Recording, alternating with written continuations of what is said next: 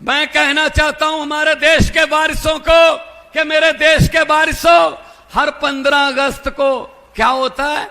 हर 15 अगस्त को लाल किले से तत्कालीन प्रधानमंत्री एक बुलेट प्रूफ शीशे में खड़ा होकर कह रहा होता है आजादी क्या होती है, हमें समझा रहा होता है, खुद बुलेट प्रूफ शीशे में खड़ा होता है।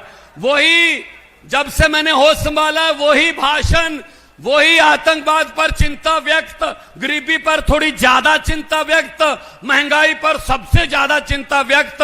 चलो जी, ये था 15 अगस्त बस।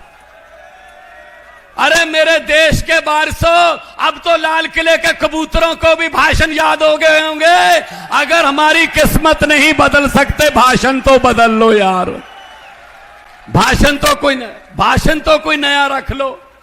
भाषण भी सेम ही चल रहा है, क्योंकि बारी बारी आते हैं, 5 साल तू, 5 साल मैं आ गया, मैं तुझे कुछ नहीं कहूंगा, तू आ गया, तू मुझे कुछ मत कहना, चल गई बारी, चली गई बारी, चल रही।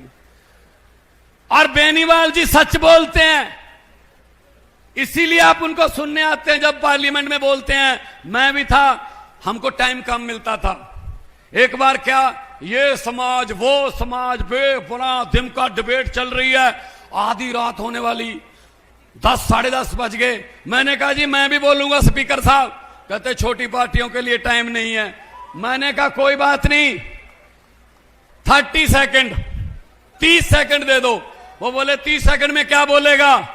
मैंने कहा ठीक है 20 कर दो।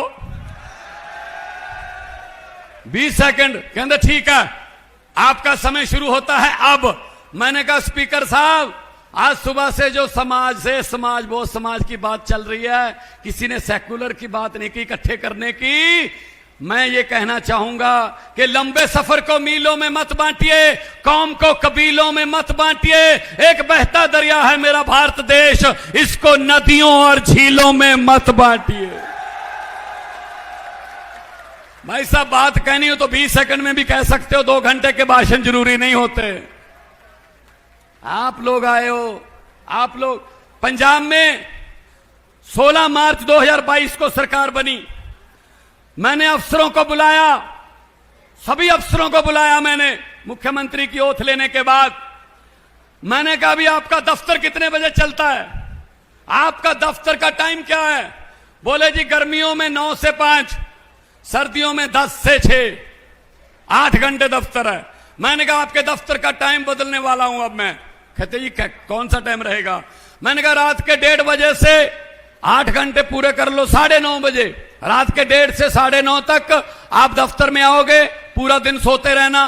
शाबाश, टाइम बदल देते हैं। कहते जी ये तो गड़बड़ हो जाएगी बहुत। मैंने कहा क्या गड़बड़ हो जाएगी? कहते रात को कोई दफ्तर नहीं चलता। मैंने कहा दफ्तर चलते हैं रात को, आप लोगों को पता ही नहीं चलता। कहते कौन से दफ्तर चलते हैं? मैंने कहा अरे किसानों का दफ्तर खेत है, उसका खेत। अरे 1:30 बजे बिजली देते हो, फिर 2 बजे, फिर चली गई 3 बजे। अरे उसका दफ्तर रात को 1:30 बजे चलता नहीं है क्या? खाना नहीं खाते वो, फिर भी अन्न उगाता है। मैंने कहा जा तो अपना दफ्तर का टाइम 1:30 बजे कर लो, वरना किसानों का, जाट समाज का भी टाइम जो है वो अपने दफ्तर वाला करो। 9 बजे से लेकर शाम के 5 बजे तक बिजली देंगे। आज पंजाब में फोन करके पूछ लेना, रिश्तेदारियां होंगी, दोस्त मित्र होंगे आपके। सुबह 9 बजे बिजली आती है, बिजली बिल्कुल मुफ्त है जी, खेतों की बिजली का कोई बिल नहीं आता।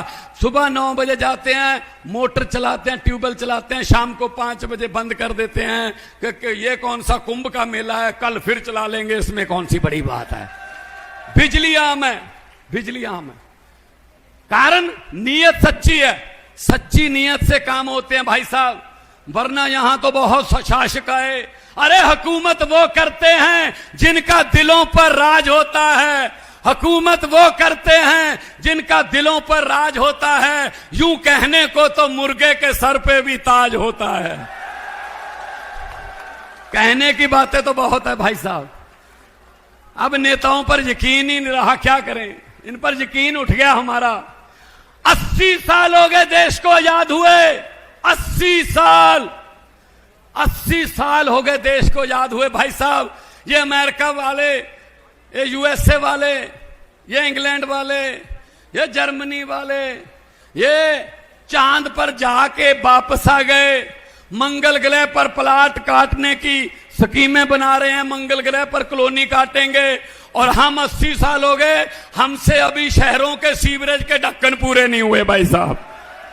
वहीं खड़े हैं बस। शमशान घाट, शमशान ठीक कर दो, ये हमारा टोबा छप्पर ठीक कर दो, ये अपना सीवरेज के ढक्कन ठीक कर दो, यहीं रोक के रखा है। जानबूझकर हमको अनपढ़ रखा है हमारे बच्चों को, क्योंकि इन नेताओं को पता है अगर गरीब का बच्चा पढ़ लिख गया वो नौकरी पे लग जाएगा, नौकरी पे लग गया तो वो घर की गरीबी खत्म कर देगा, और गरीबी खत्म होगी तो इनके घरों के सामने, इनके महलों के सामने सुबह सुबह अर्जियां लेकर लिख के बिजली माफी, ये माफी, कर्जा माफी लेकर कौन जाएगा भाई साहब हाथ जोड़ने।